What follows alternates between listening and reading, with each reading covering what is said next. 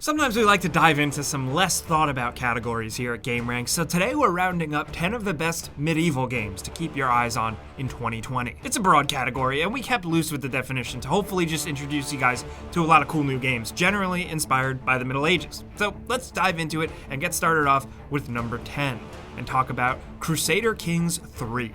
Now, if you're unfamiliar with the franchise, it's role-playing grand strategy. These style games are broader scale, wars and battles are long and massive, and if you like traditional tabletop gaming, these style of games might be your thing. It's from Paradox Development Studio, who has a reputation for these games. You use war, diplomacy, marriage, and politics to either become a humble kingdom or a big, massive, brutal empire, and you can practically rule half the globe. It can get insane. The objective here is to, from their words, simply to play and rewrite medieval history.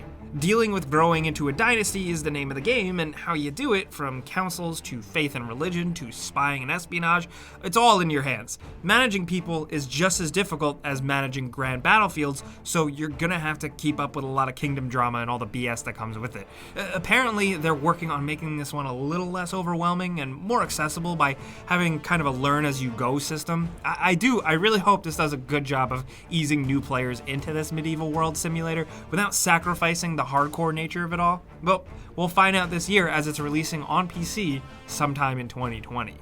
Now moving on over to number 9, Darksburg. It's a cooperative survival action game with a sort of top-down perspective where you fight off waves of zombies and monsters that are infesting these medieval town maps. Now you play the role of heroes or revenants and choose from stuff like an archer, a werewolf, a cleric, nun type thing, a big brutal Viking man, and more. Each of the survivors has their own specific skills to help incentivize working together while surviving with limited resources, and there is some progression for the characters that you can level up. The art style looks to take inspiration from various places. You know, while some of the characters and lots of the environments does have a medieval vibe, there's also some piratey style stuff thrown in, so it might be a reach, but hey, it hasn't been talked about much, and we think it has the potential to be pretty solid. There's PvE, PvP, a last stand mode, and the potential is there for a really solid game that I think a PC audience in particular might really embrace. But we'll know for sure when Darksburg actually releases sometime this year. Now over to number 8, King's Bounty 2. This expands upon the ideas set up in the original classic game, but it takes the actual turn-based battle stuff and adds more RPG weight to it all. You know, with emphasized importance on every decision you make, from the small stuff with local villagers and stuff to the big stuff like how the actual battles go down. The way the game is set up is interesting. You play through a story campaign of 3 playable characters. You walk around in third person, you explore, you do stuff, you talk to NPCs, you do quests and side quests, and then the battles themselves, when there is combat, it's all fought from the top down, more traditional turn-based medieval war tactics perspective. There's a big emphasis on terrain during these battles, with no flat lands and positioning mattering quite a bit. Now, this is all coupled with, from their words, a cinematic full story as well as real character building and depth. It sounds great on paper, and it is scheduled to release this year. I'm really curious to see how this hybrid concept turns out. It could be a lot of fun. It sounds kind of awesome. Now at number 7 we have Isles of Adalar, which is an open world exploration RPG. It's first and third person. There's plenty of action combat, shield bashing, sword swinging, magic, parrying. There is co-op apparently, you can play with friends, and generally there's towns, there's NPCs, there's lots of dialogue choices to make, there's items to pick up and loot and maybe even steal, and strange characters and races to do quests for. Honestly, not to be reductive or anything, but it does look very much like an Elder Scrolls style Western RPG, but the art style and just the general graphic style, from what we've seen at least with the pre-alpha gameplay that's out there, does make it look different and makes it stand out. It seems like a lot of people want more games like a Skyrim or a Morrowind with a new creative spin separate from Bethesda, so I appreciate what Isles of Adalar is trying to do here. It has been crowdfunded, and it is apparently dropping in July 2020, and we think it's an indie project that is definitely worth keeping an eye on. Now next at number 6, we have The Settlers, another upcoming game dropping on PC this year. As of right now, we've only seen pre-alpha footage of this, and at a glance, man, this game looks crazy ambitious. based on a classic game from the early 90s, but this serves as a complete reboot of the concepts. You explore and build your own settlement, you hunt for food, and then manage the town itself and rally the people if you have to. It's all about managing people, the means of production, and food. It's kind of an economy game, but it seems like you have direct and active control within it. There are main missions and side missions, and they'll all be able to be played cooperatively, which is always a nice plus, as well as actual online multiplayer skirmishes. Seems like it's shaping up to be a pretty good package. This is actually a Ubisoft jam, which I didn't realize until looking into it after I saw one of the initial trailers, and thankfully, it doesn't feel similar to a lot of their other recent previous games. It is running on the Snowdrop engine, and it looks really cool.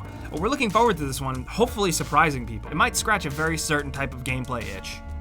Next at number 5, we have Valhall, or Valhall. I'm bad at words, but this is a very interesting combat-focused game. Stop me if you've heard this one, but 50 players drop onto an island, but it's an island divided by 4 different sections that are all completely distinct, and you're one of the surviving members of Odin's army, and you gotta fight to the death. The combat here is all melee-based, but apparently you have a lot of control over all of your individual movements, and it's a little bit more skill-based and hardcore and realistic. The only thing that comes to mind for me is something like the combat in Mordhau or Kingdom Come Deliverance, which a lot of people do appreciate, so this can work great, and skill-based melee combat is always welcome in my book.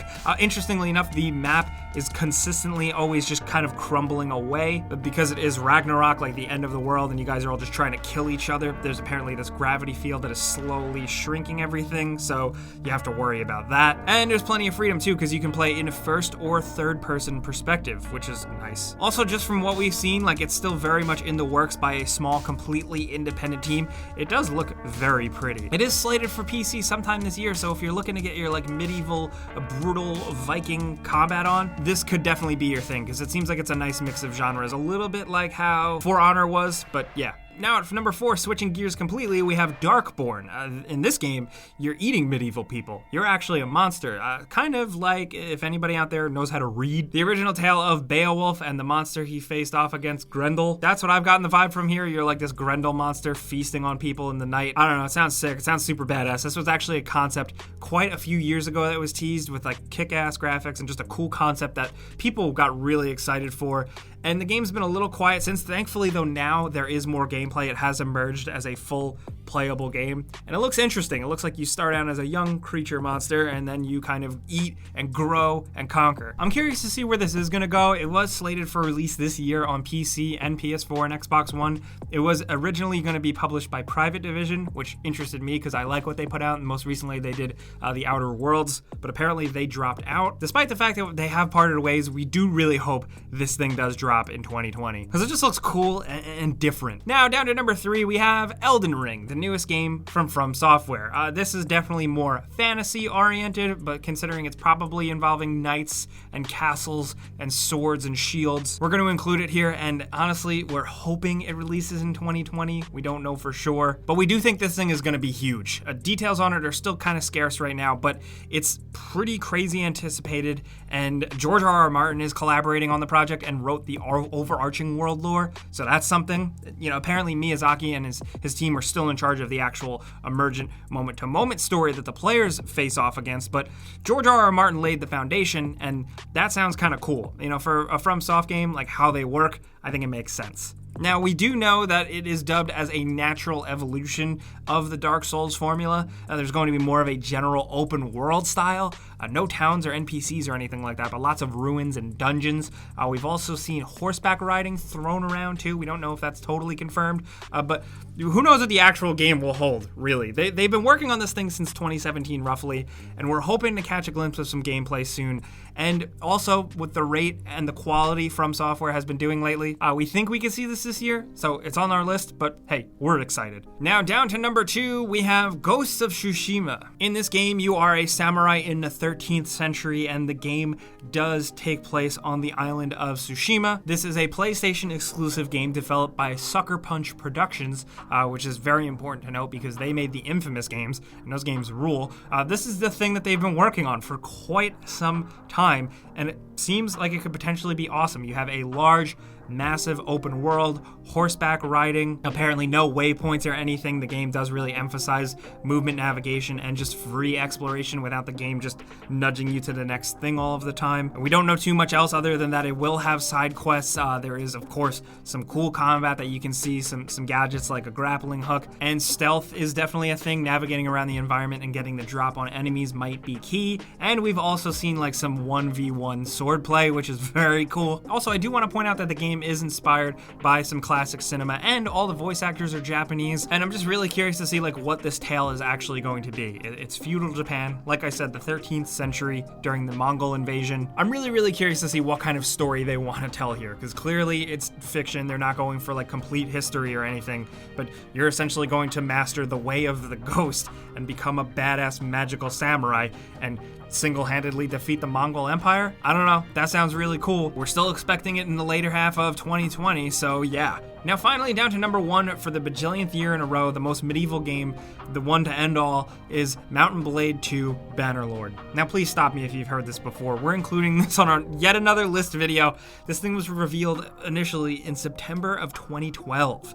Now the planned release date, currently listed on Steam, is March 2020 as early access. Now this is highly anticipated. That's a long-awaited medieval role-playing game for a hardcore crowd that plays these games specifically. Now the premise is this: you build up a party of soldiers, you go on quests on the big aerial overview map, and you jump in and engage in battles. But you're also building up warriors, you're building siege camps and all sorts of militaristic things. You plan out sieges, which are apparently very vastly improved with this outing. You attack walls and cities. You can do it all in multiplayer, in different competitive modes, separate from the main campaign if you just like to play solo. There's just a lot here. There's a lot of stats to track, from like combat and victories, loot to pick up for you and your horse, highly realistic weapons. Much has been said about the fact that you can start a family with this one, and that relationships and dialogue systems with NPCs are totally overhauled. Man, there's a reason like people have been freaking out and anticipating this game for a long time. It's big and very ambitious, and it really seems like it could be, like I said, the perfect medieval game, the one to end them all. We really hope it lives up to the expectations and makes everyone happy, but I guess we'll know soon enough. Those are some medieval games for 2020 that we're definitely looking forward to, but there's some others to point out in a bonus section, including Knights of Light, the Prologue, a Rustler, which is kind of a Grand Theft Auto spin on the medieval stuff, Nioh 2, which isn't quite medieval, but we still just wanted to point it out because it seems cool, I don't know, and Stone Shard, a bit of a more classic, old-school, top-down style game, but it looks totally awesome. Like I said, these are the medieval games we're looking forward to playing throughout 2020. We want to know what games you guys have your eyes on, so let us know in the comments, anything at all. Now, if you enjoyed this video, maybe learned about a game or two, clicking the like button is the best way you can help us out. We'd really appreciate that. And if you're new, consider subscribing, because we put up videos every single day. Well, as always, thanks for watching. We'll see you guys next time.